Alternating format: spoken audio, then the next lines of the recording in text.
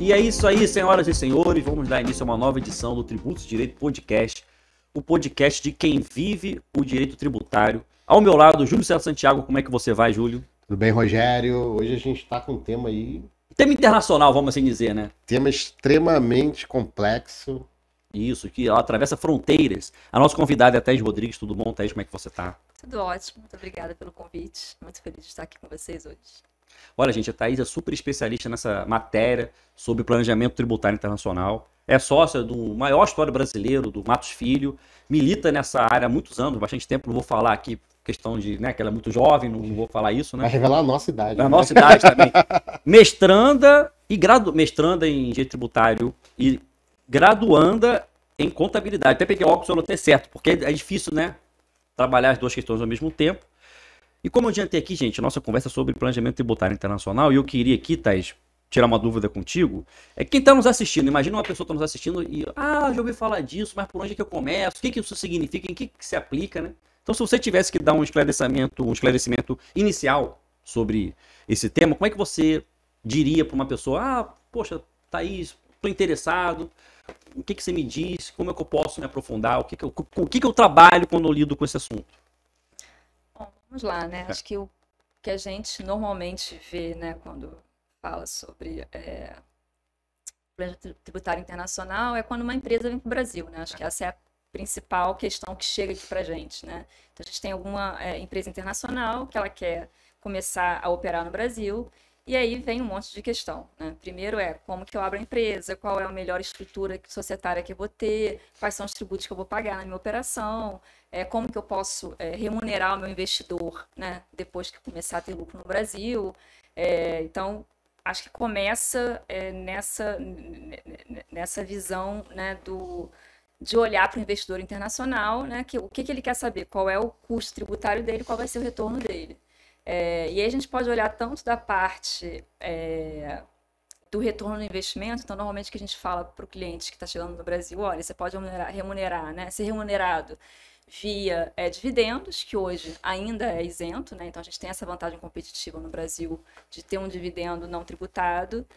A gente também pode ser via empréstimo, né? Então eu posso capitalizar a empresa via empréstimo e eu consigo tirar o dinheiro daqui com juros, que tem tributação, mas é uma forma de tirar dinheiro, tirar o recurso do Brasil sem necessariamente ela ainda ter lucro. E tem outras formas também, um serviço, intercompany, ou, né, fazer um outro tipo de intercompany com mercadoria, com exportação. Então, a gente tem algumas formas de remunerar esse investidor estrangeiro. E aí, para evitar que eu consiga transferir lucro lá para fora sem tributar no Brasil, né, existem várias regras. Essas regras não foram inventadas pelo Brasil, né? Elas foram internacionalizadas. Não? Internalizadas. Não foi de internacional? Internacionalizado, verdade. Pelo Brasil, por exemplo, a gente tem a regra de subcapitalização. Uhum. Então, o que acontecia no passado, né? As empresas brasileiras vinham para cá. Regra nova, né? Essa da subcapitalização. 2010. 2010? Subcapitalização. Subcapitalização, FinCap. Então, o que acontece? Quando eu faço um empréstimo para uma empresa brasileira hoje, eu tenho lá um limite mínimo que eu preciso ter de capital, quando eu relaciono isso com o valor do empréstimo, para que o juro seja dedutível para a empresa brasileira. Para que isso? Para evitar que a empresa só coloque dinheiro no Brasil via empréstimo, não coloque capital nunca, e eu tenho uma empresa subcapitalizada. Outra regra que a gente tem para evitar essa transferência de lucro para o exterior sem tributação no Brasil é a regra de preço de transferência, que foi recentemente modificada. Em 2024, a gente passou a adotar o padrão OCDE. Então, é uma outra forma de eu evitar transferir lucro para o exterior sem tributar no Brasil via um contrato intercompany, seja de serviço, seja de mercadoria. O que a gente está tentando agora mudar também, via, né, a gente tem o PL 87, é tributar dividendo no Brasil. Uhum. Né? Então, é outra maneira que a gente tem aí, que o governo está tentando fazer, para reduzir um pouco essa não tributação na empresa brasileira. Mas olha só, tem uma dúvida, porque a gente, toda vez que se depara com a palavra planejamento tributário, né, com essa área do conhecimento aqui específica, a gente sempre tem aquele conceito que o planejamento é de maneira lista, né? Você reduzir postergar ou evitar o surgimento do fato gerador, né? Uhum. Mas no planejamento tributário internacional, se eu entendi certo, a gente não está situado apenas no campo da economia tributária, mas também no primeiro momento a orientação, o arranjo, buscando eficiência, naturalmente, né? Mas primeiro é o arranjo, é demonstrar para uma empresa do exterior que vai querer explorar alguma atividade no Brasil, como que funciona todo o nosso complexo tributário, que diga-se de passagem é bem complexo, né? É isso mesmo ou não? Não, Rogério, se você não está reduzindo ou não adotou nenhum mecanismo lícito para reduzir a carga tributária incidente, isso não é considerado esse tipo de escopo, né, de planejamento tributário internacional. Não, na verdade eu entendo assim, né? Não sei se é uma regra geral, mas eu entendo que no planejamento tributário a gente tem que olhar o todo, né? Então, assim, não necessariamente eu estou atuando para reduzir ou, né, mitigar a tributação, mas para dar uma orientação correta. Então, eu acho que o investidor estrangeiro, quando ele chega no Brasil, ele quer ter, obviamente, formas de diminuir ou reduzir a tributação, né? Mas não necessariamente ele vai ter não tributação.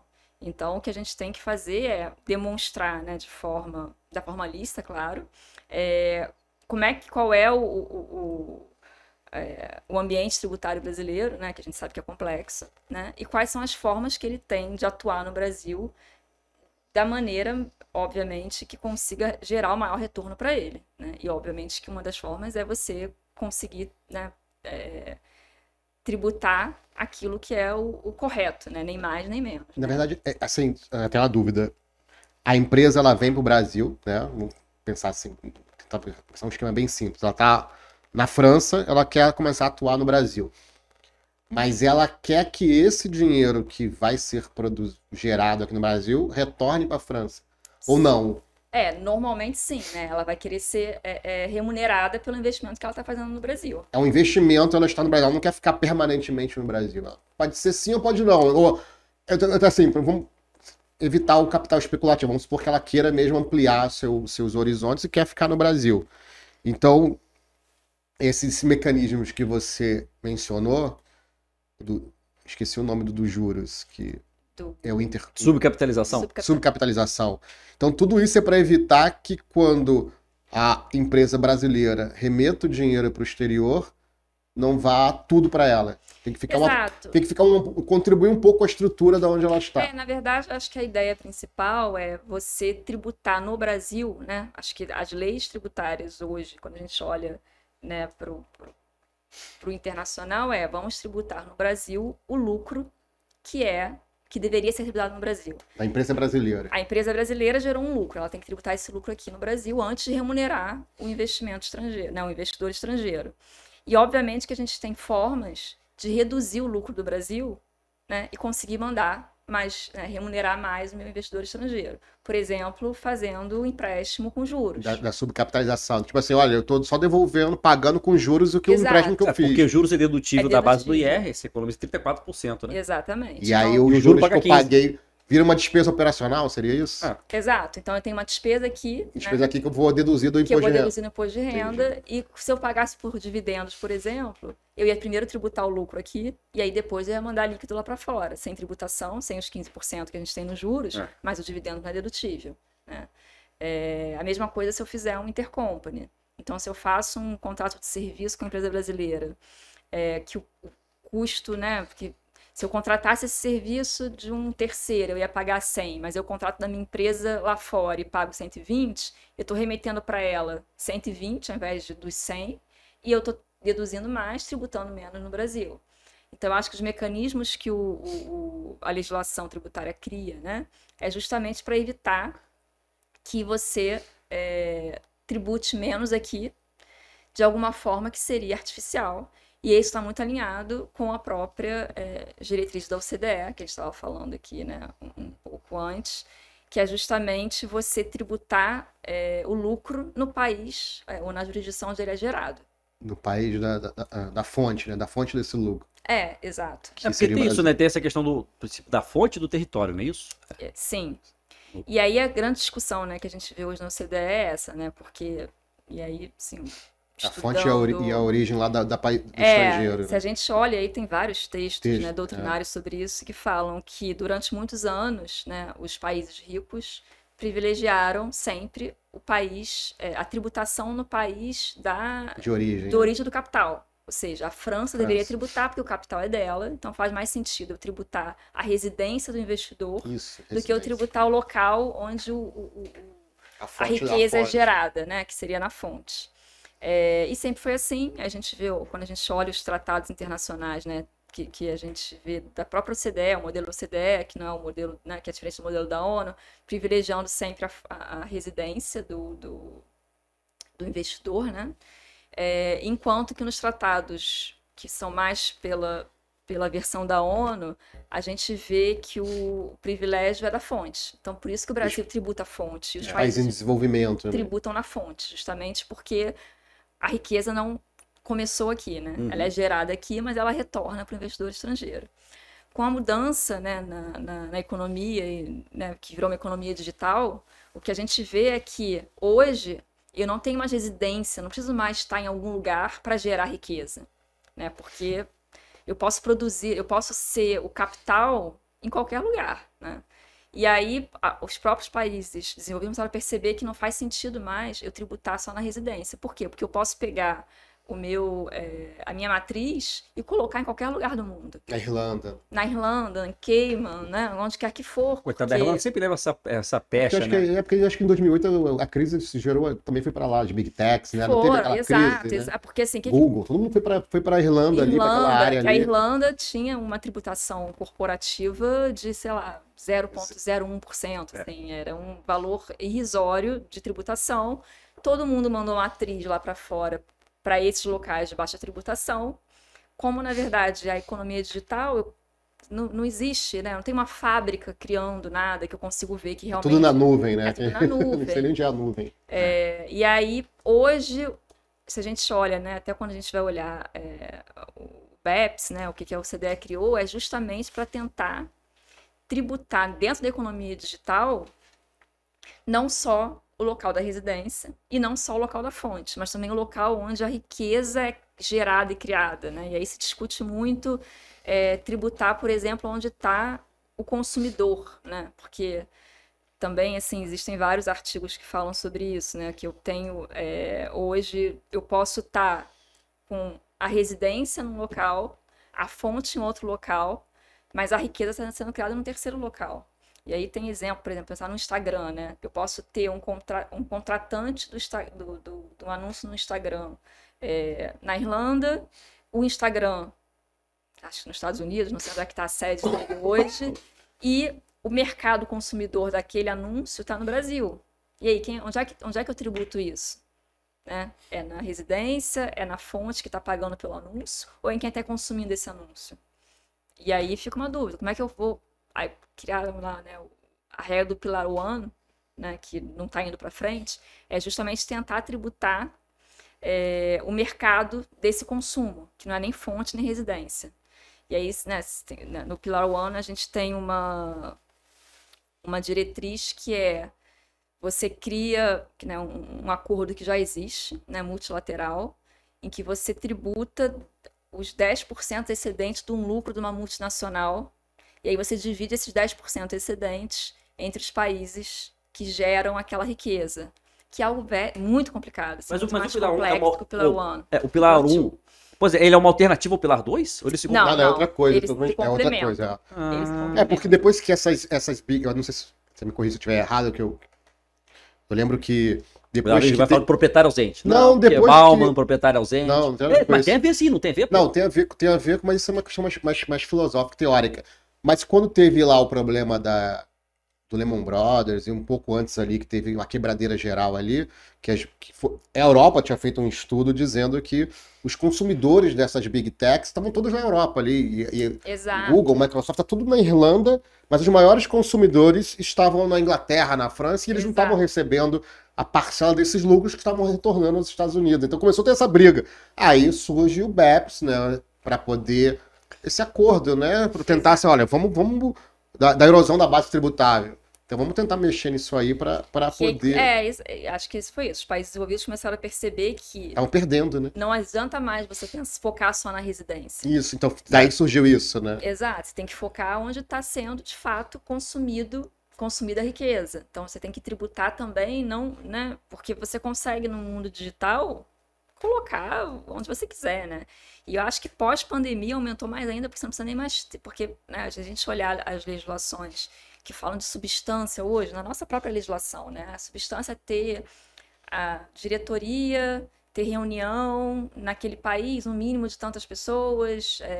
Tipo estabelecimento permanente?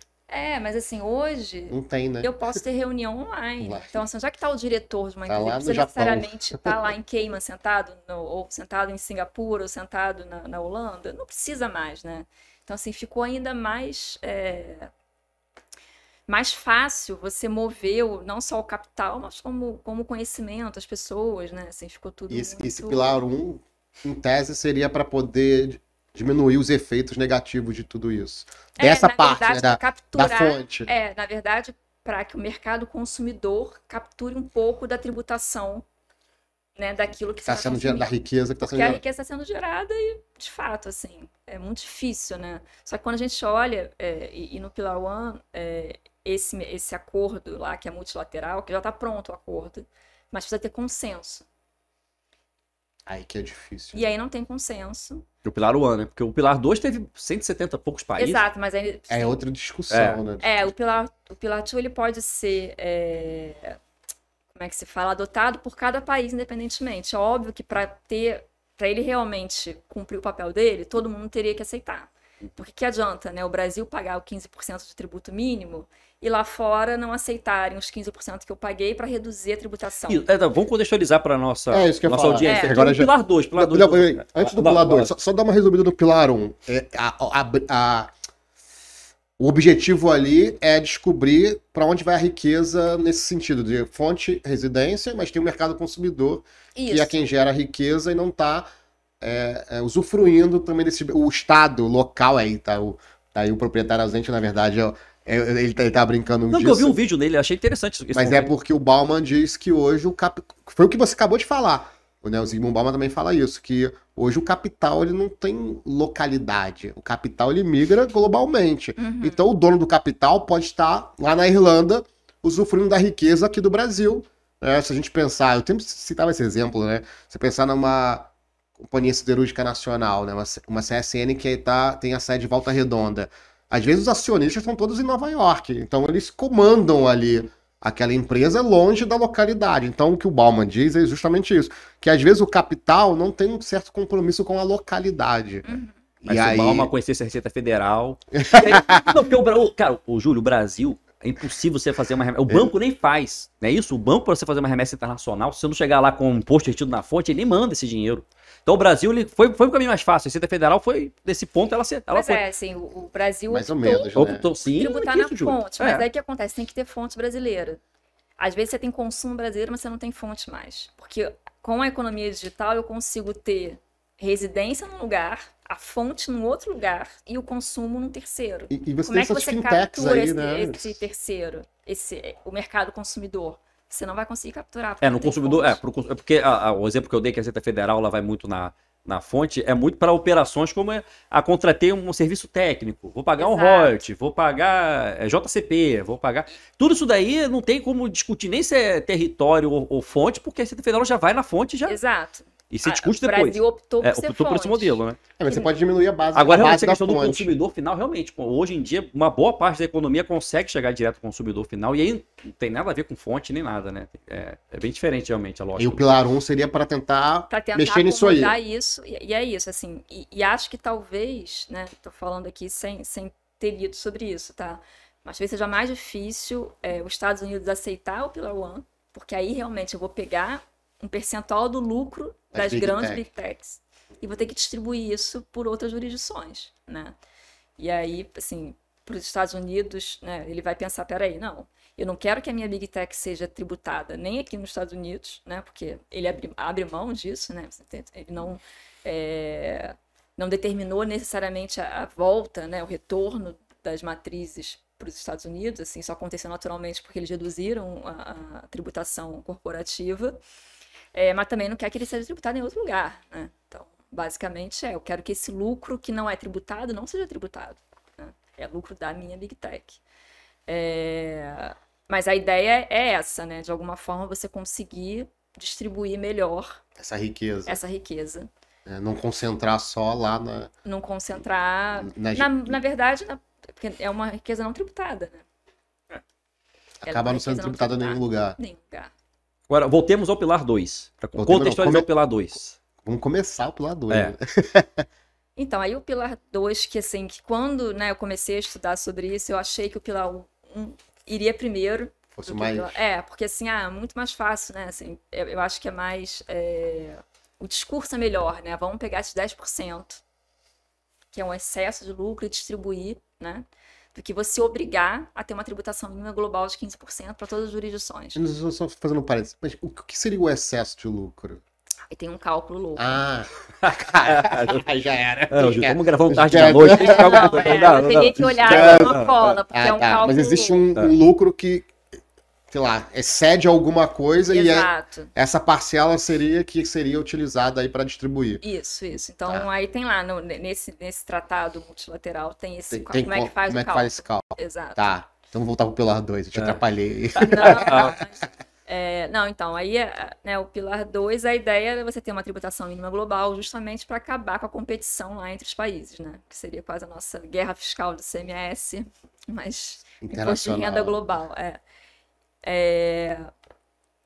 E começou essa discussão, na verdade, né, no pilar 2, falando o seguinte, olha, se você tem uma subsidiária, né, uma multinacional, tem uma subsidiária em algum país com tributação baixa. Você tem que tributar. Você não pode dar como é que se fala? Um incentivo fiscal para receber esse lucro sem tributar também no nível da matriz. Então, ela tem que tributar no mínimo 15%. Aí, se a matriz não tributa, eu posso tributar em alguma outra jurisdição. Então, assim, as jurisdições deveriam obrigar todas as empresas, né, que estão ali terem um tributo mínimo de 15%. A discussão começou, né, a ideia no começo era realmente falar o seguinte, não adianta você colocar uma empresa num país com uma jurisdição baixa, por exemplo, na Irlanda, porque você vai ter que tributar 15% em qualquer lugar. Então, assim, você vai mover todo a sua estrutura para uma jurisdição de baixa tributação, para tributar 15% de qualquer forma, então fica onde você está. Então, acho que a ideia inicial era essa, assim. Evitar a fuga do capital. Evitar essas movimentações artificiais, porque não teria razão nenhuma que não fosse tributária para você estar naquele local. E aí, os países subdesenvolvidos, principalmente, né, que têm algum tipo de benefício fiscal para atrair uma empresa para estar lá, e que ele tem para oferecer uma baixa tributação, falam, mas peraí, você está tirando a minha competitividade, né? Então, vamos criar um mecanismo que aí é o tal do QDMTT, que é o nome gigante. Qualified Minimum Top-Up Tax. Esse seria o nome da alíquota, é isso? Ou o sistema? É do sistema, né? Que é o tributo qualificado doméstico lá, o negócio. Doméstico, que é justamente uma jurisdição que tem algum tipo de tributação inferior, ela garante uma tributação mínima de 15%. Ela fazendo isso, a outra jurisdição, né, onde estaria a matriz, onde estaria uma coligada dela, pode usar aquela tributação de 15% mínima para garantir, ou melhor, para comprovar lá fora, falar, olha, eu não preciso tributar a minha subsidiária ou a minha coligada porque ela tributou 15%, está aqui a comprovação. E o que ela tributa? Ela tributa aquele tal do lucro Globe, né? Que é um cálculo diferente, não é o lucro contábil, não é o lucro real, é um cálculo diferente. Não é lucro líquido, não é o lucro líquido. Não é transfer price também. Não é transfer price, assim, é um lucro diferente. É uma nova base de cálculo. É uma nova base de cálculo. Que precisa ser lá, qualificada, né? Para poder realmente, de fato, a empresa estrangeira, né, a multinacional, utilizar isso como parte do pagamento dela. Ou seja, falar, olha, todas as minhas subsidiárias, né, que estão em paraíso fiscal pagaram 15%. Então, eu não preciso tributar aqui de novo. Basicamente é isso. Ou não só paraíso fiscal, né, mas em um local com uma tributação privilegiada. E aí o Brasil, né, assim, para mim, confesso, foi uma surpresa. Eu até tinha feito uma mesa de debate sobre, na verdade, regras, né? O BEPS lá. Era BEPS e era assim, e o Brasil, né? Onde está o Brasil nisso? E eu me lembro que eu falei, não, Assim. Não vai passar, isso daí. Não, na verdade, ela não tem nem discussão de BEPS. É. De BEPS não, tipo, de Pilar 2 no Brasil ainda. Não tem essa discussão aqui. Né? Era muito mais fácil passar a tributação de dividendos. E aí, isso eu falei, sei lá, numa quinta-feira. Acho que 2 semanas depois, veio a MP. Toma o trunfo. Veio a MP. Eu falei, gente... Foi por MP, é verdade. Veio Voltou a primeiro vigência, pela MP, né? E aí, na verdade, no meio do caminho, uma lei, um PL foi apresentado com o mesmo texto. Não, e já tinha isso normativa antes da MP ser convertida. Já tinha Teve essa isso. normativa. Caraca. E aí, assim, pra mim foi uma surpresa. Até pensei em ligar lá pra onde eu falei. Falei, gente, então lembra que eu falei que... E para mim um modus operandi inédito, sabe? Porque é difícil você ver a Receita Federal instrumentalizar, né, uma norma que não começou ainda a vigência, né? Exato. Assim, Quer veio ver a tudo MP, junto. mas era para viger a partir de 1º de janeiro, se fosse convertido em lei. Aí junto veio uma Foi normativa. tudo ao contrário, né? Começou com a instrução, depois veio a MP, depois veio a lei. O certo seria MP, lei, instrução a última coisa, né? Não, e aí aprovaram o PL, né? Esqueceram a MP, e aí depois botaram essa normativa para consulta pública, depois que ela já tinha sido publicada. Aquilo foi realmente uma bagunça. Mas para mim foi uma surpresa. E o que eu acho? Assim, o discurso é muito fácil de ser comprado. Fala, olha, se não tributar no Brasil, vai tributar lá fora. Então, assim, por que você vai abrir mão desses 15%? Vai deixar dinheiro na mesa, né? Porque a empresa brasileira vai ser tributada lá fora, de qualquer jeito, em 15%. Então, mantém o dinheiro aqui. E eu acho que é por isso que foi aprovado tão fácil, né? Porque, assim, foi, acho que, recorde. Uma aprovação de um PL tributário. E, assim, uma lei super complexa. Mas assim, é 15%, mas e a tributação da PJ também? Não, mas no Brasil a gente escolheu a CSLL, né? Sim. Para quem entende do mercado doméstico, sabe que tem efeitos diferentes do imposto de renda. Não, você tem um imposto de partilha do então, resultado. sempre teve imposto de renda, uma PJ normal, sempre teve um imposto de renda, mas CSLL. Que aí dá 34%. 34%. Né? Aí vai ter mais esse 15%? Não. Como é que funciona? Você faz, né? Empresa normal, calcula o tributo dela normal.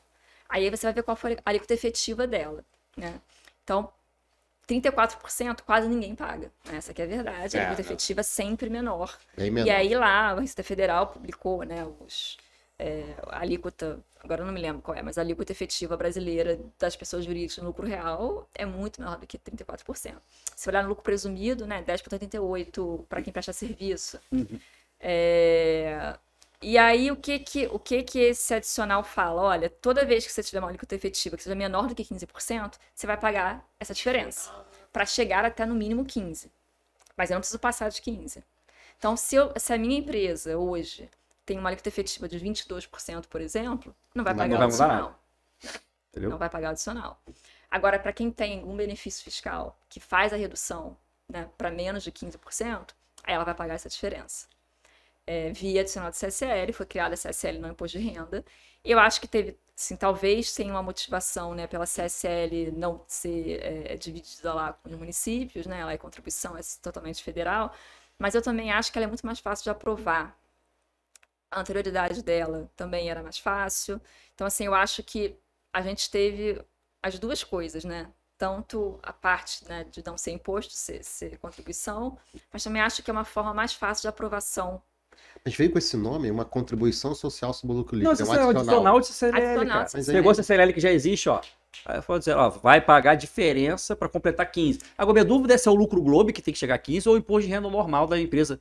Não, é o lucro Globo. É o né? lucro Globo, né? Porque aí você faz o cálculo lá do adicional da alíquota efetiva com base, aí tem lá os critérios na lei, Tá. com base no lucro Globo. É que você pode ter uma alíquota efetiva na sua apuração para a Receita Federal de 8%, sei lá. E no lucro Globo você pode ter 11%, não sei. Então você precisa complementar 4%, entendeu? Aí tem Só aqui, para dar uma né, referência, viu, Júlio? Como é que vai as funcionar formas isso? de cálculo, Não, né? tô tentando pensar nisso, enquadrando isso no nosso sistema tributário normal. Então, Tipo assim, contribuição social sobre o lucro líquido, ela tem uma base de cálculo.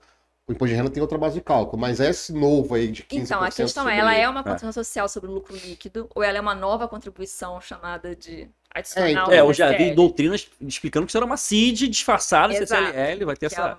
porque, Se fosse CID, assim, teria que ter lei complementar, né? Não poderia ser medida provisória. mas veio por lei, né? Não, veio por lei, mas não foi lei complementar, foi lei ordinária. Lei ordinária. Porque se é CID, lei complementar. Uma nova CID, né? Teria que ser. Mas assim, eles Não é chamaram de Tenho uma CSL. dúvida ainda. Eu não sei. Mas não sei, mas não vai passar essa corrente, vai entender que aquilo é uma CID, né? Realmente é um adicional de tributação da renda, né? Não, E o Brasil escolheu essa mas aí CLL. complicou tudo. Se for adicional de distribuição da renda, você tem que fazer repartição de receitas com os estados e municípios. Não, mas aí que tá. Os E municípios vão aí, ficar fora se dessa. chamar de adicional de dessa imposto de festa. renda... Os Não. municípios não foram Não, chamados para festa, né? mas Essa festa então- foi. Não, até Então, tem, você- eu já vi essa discussão, falando, na verdade, você chamou de CSL, mas é imposto de renda. A própria CS, o próprio Ricardo Gomes falava que a contribuição social sobre o lucro era um imposto de renda disfarçado. Era um adicional do imposto de renda disfarçado, mas é complicado, porque eu tô assim, tentando imaginar, assim, a discussão jurídica que vai vir disso aí. Quando é que foi aprovada essa lei? Foi recente, agora, né? Foi dezembro de 2024. É. Ainda Não, nem- foi dezembro não. Ainda vai Ela começar teve a ainda. 90ª, né? Então ela Não, foi porque aprovada. funciona assim. Você termina um exercício fiscal, né, Thaís? Aí no 7º mês seguinte ao exercício fiscal que você faz a apuração e o pagamento. Tipo assim, vai ser em julho do ano que vem que vai começar. As brigas.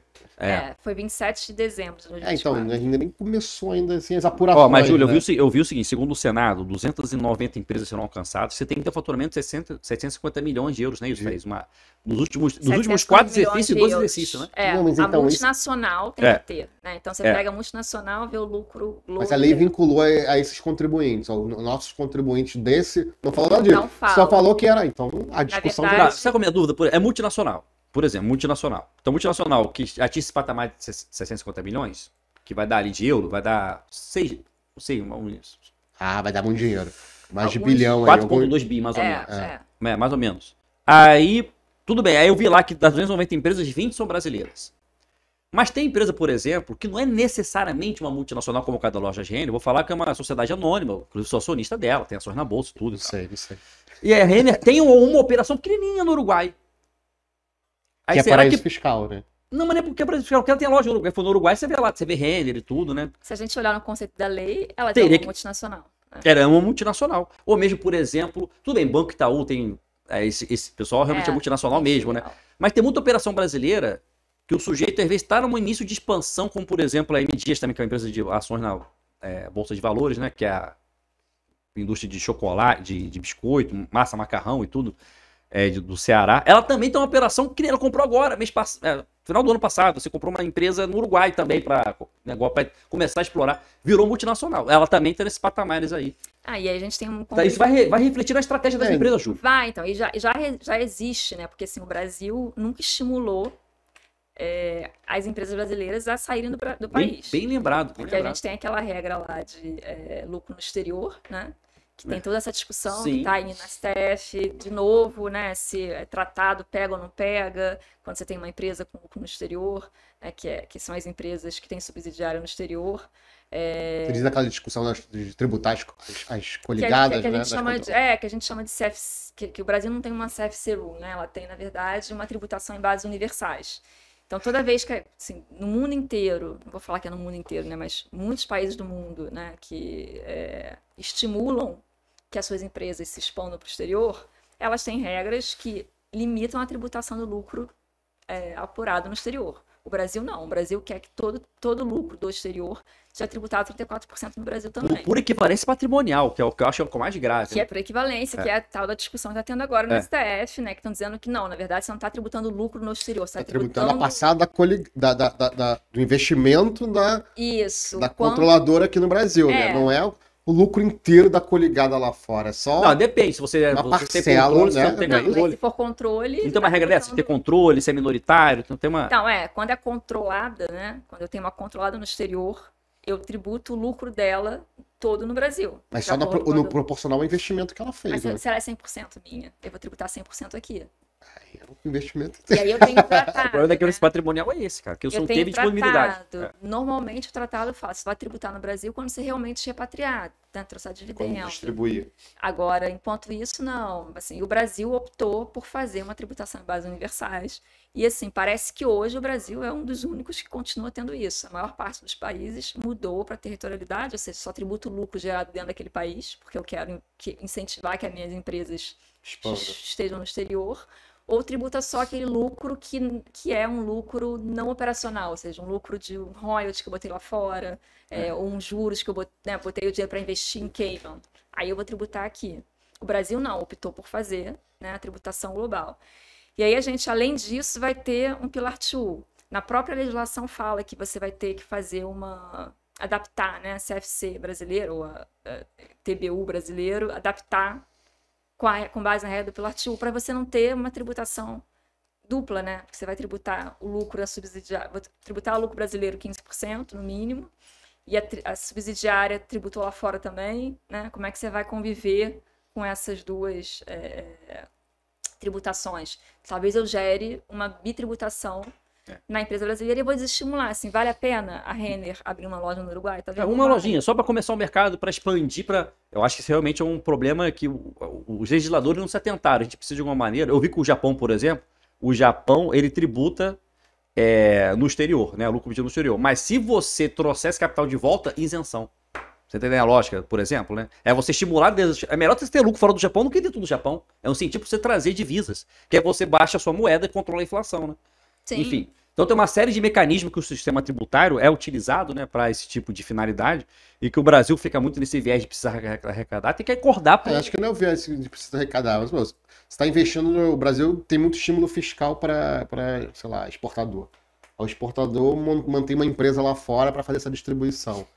Se esse capital nunca volta, a riqueza não vem para o Brasil, né? Vamos supor, o capital nunca vai voltar. Mas você está gerando emprego para o estrangeiro, o capital está ficando lá, mas você foi para lá com estímulo fiscal. Pô, é justo que eu tenho uma parcela, o Brasil tem uma parcela daquele investimento. Quantas empresas brasileiras estão realmente lá fora? E até o próprio, eu tive aula com o professor Chueiri no mestrado, e ele fala assim, quantas empresas brasileiras você vai fora do Brasil, você viu uma empresa brasileira, uma Renner? Não tem. E muitas vezes é também porque não tem esse estímulo, né?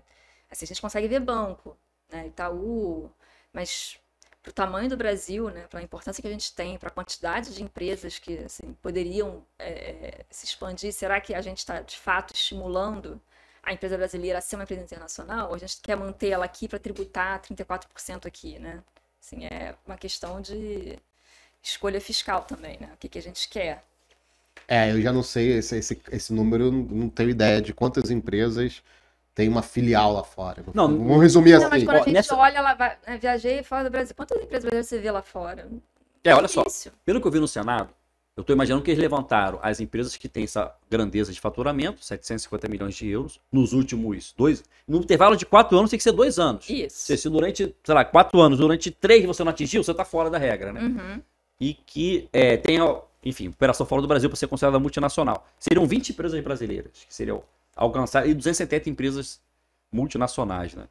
Mas ainda assim, eu acho que tinha que ter alguma contrapartida, inclusive estão estudando contrapartida, já fizeram essa alteração para o benefício da Sudene, né? Porque vai virar crédito financeiro agora, se não me engano. Né? Também tá lá dizendo que isso pode acontecer, né? Que justamente isso, assim, né? Porque também é meio que talvez um contrassenso. Eu tenho uma empresa 100% brasileira, que não tem operação fora e que exporta tudo, 100%. Ela vai ter Sudene, vai pagar lá 6%, mais ou menos, de alíquota efetiva. A empresa, ou que tem uma subsidiária fora, ou que seja uma empresa estrangeira, vai pagar no mínimo 15%, né?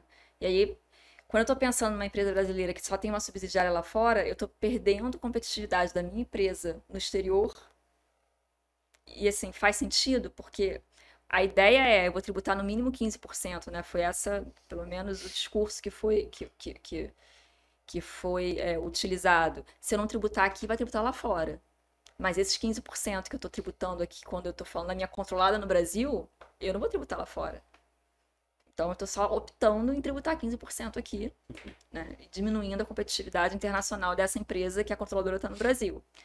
E eu estava lendo, né, recentemente, parece que na Europa, o que eles fizeram? Eles criaram lá uma diretriz da União Europeia dizendo o seguinte: quem adotar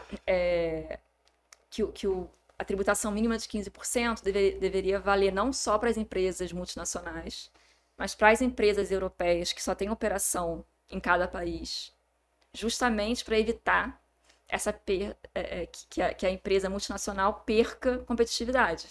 Porque na Europa, imagina, eu tenho uma empresa que atua na França e na Espanha, ela paga no mínimo 15%, enquanto que a minha competidora, que está só na França, vai pagar menos. Então, a Europa fez uma diretriz, falou, não, todo mundo tem que pagar no mínimo 15%, ainda que não seja multinacional. Acho que se todo mundo pagar 15% em qualquer lugar do mundo, tá legal. Exato. O problema é quando começa aí, olha, um tá pagando e o outro não tá. Mas essa ideia também que você falou que o Japão adota, eu acho também, acho muito interessante, estimular a empresa a expandir, a ganhar o mundo, Mas eu tenho que trazer o capital para dentro do Brasil, senão Ela não faz, tem trouxe sentido. capital, alíquota zero. Mas quando a controladora é brasileira, faz sentido que ela traga. O problema é quando a gente estimula, na verdade, é mudar, né? Porque Ah, isso tá, acontece mudar a matriz, muito. mudar o Porque que eu controle, faço? né? Eu faço lá, né, o tal do flip e vou pra fora. Eu vou abrir lá fora, porque eu vou ficar pagando 34% no Brasil se eu posso abrir Entendi. capital em outro lugar, né? Então, Entendi. talvez a gente estimule muito mais uma empresa brasileira que tem a capacidade de ser multinacional Deixar de ser brasileira, a deixar de ser praticamente. brasileira, né? Se Entendi. faz sentido, Não, nesse ponto tem que pensar. né? E é uma questão de política mesmo, né? Tributária e talvez aproveitar, né? Que a gente está realmente hoje, né? Acho que a gente pode dizer que a Receita Federal está se internacionalizando, né? Então, né, a gente agora tem TP, OCDE, a gente adotou o Pilar 2, a gente está olhando o BEPS, né? Fazendo, talvez valha a pena repensar o que a gente pode ter também de estímulo para a empresa brasileira virar multinacional e continuar brasileira, né? Ô, Thaís, E eu não sei a resposta, só sei. então, isso tudo é muito novo, assim, Thaís, mas, assim, mas essa regra que a gente criou dos 15% aqui na contribuição social sobre o lucro líquido, ela tem a ver com o Pilar 2, né? Totalmente. Porque o Pilar 2 eu tinha lido que praticamente ia acabar. Ou não vai acabar. Os Estados Unidos não quis Então, mais aderir. Como é que tá isso? Aí? Eu Pois não é. entendi também se os Estados Unidos quiser aderir. Eu não acompanhei. Claro que eu não sou profundo. Isso é bem eu recente. Fico assim, acompanhando a isso é discussão da coisa CDE. de Não, agora, assim, foi uma parada. em tese, né, a gente tem lá, o BEPS criou o tal do Inclusive Framework, que são lá os 170 países, alguns, não sei se são 170, mas 100 e muitos países que concordaram em adotar as regras do BEPS e adotar os padrões mínimos do BEPS, né? Então, para quem está lá nesse Inclusive Framework, você teria que assinar que você vai adotar, o Brasil assinou, já adotou lá os padrões mínimos, e o Pilar 2 foi também um consenso. Então, todo mundo que estava lá dentro Os da 170 lá. eu acho que não são os 170 não, mas a maior parte falou que ia sim adotar o Pilar 2. E a ideia era consenso, o consenso tinha que ser da OCDE, né, que não são todos os países que estão na Desculpa, só uma OCDE. dúvida. O Brasil tá na OCDE? Não, né? Não. Não, ele não Ele só ele tá não faz no parte da Inclusive OCDE. Framework, Tá. mas ele não faz parte da OCDE. Mas os países da OCDE todos e o G7 todo, que inclui os Estados Unidos, deveriam, e todos eles concordaram em adotar o Pilar 2. Os Estados Unidos falou, agora não vou adotar. E como, na verdade, eu deveria ter esse consenso, o combinado deveria ser, não, você tem que adotar, porque você assinou. Assinou, né? Você assinou, os países todos acordaram, assim, você tem que adotar. E aí, recentemente, a OCDE publicou, não sei se foi o OCDE, se foi o G7, ou se foram os dois, publicou dizendo, olha, tudo bem, os Estados Unidos podem não adotar. Então, ele tem lá um Aceitaram, salvo-conduto, assim, vai fazer o quê, né? Não vai adotar. E aí começou essa discussão, mas se ele não vai adotar, faz sentido a Europa inteira adotar? Porque aí a gente vai ficar menos competitivo, né?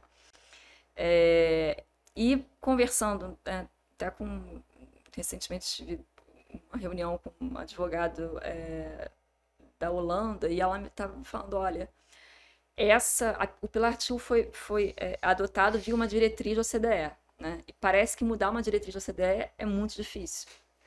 Então não é um negócio assim que amanhã vai acabar, né? Talvez, se tiver um consenso, todo mundo junto, acabe. Mas não é uma coisa assim. Porque eu tava com a impressão também que, não, agora não vai vingar, se vai morrer, não tem mais Pilar 2. Mas não é algo tão fácil. Pode ser que sim, que acabe, porque os Estados Unidos não adotou. A gente tem vários países falando que não faz sentido ter. Mas ele já não adotou, mesmo foi só um discurso do Trump de televisão. Tipo, não vou adotar nada, não, senão vou tarifar. Ou foi, tipo assim, não, oficialmente nós estamos fora. Eu acho que eles oficialmente estão fora. Aí perdeu não sentido. Tem a regra. Perdeu um pouco de sentido, porque a ideia era tudo gerou lá com a erosão da base tributária gerada pelas big techs americanas e agora vocês não querem mais participar de um consenso. Então tá, então cada um tributa do seu jeito aí, que depois se vira. Ficou complicado, né? E aí, a questão toda aí, o Brasil nessa história, né?